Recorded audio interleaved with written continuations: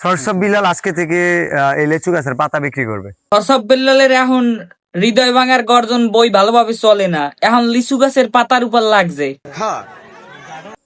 And প্রতি পাতা যে কিনে নেবে এটার কোনো নির্দিষ্ট দাম নাই।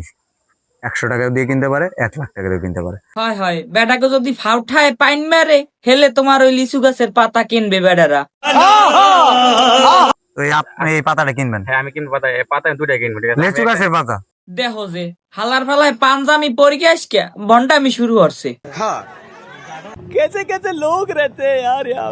লেচু গাছের পাতা বিক্রি করে দিলাম 1000 টাকা। Thank you. দিন যায় আর আমাকে থরসব বিল্লাল ভাই হোকার গু মাথায় উঠকে যায়।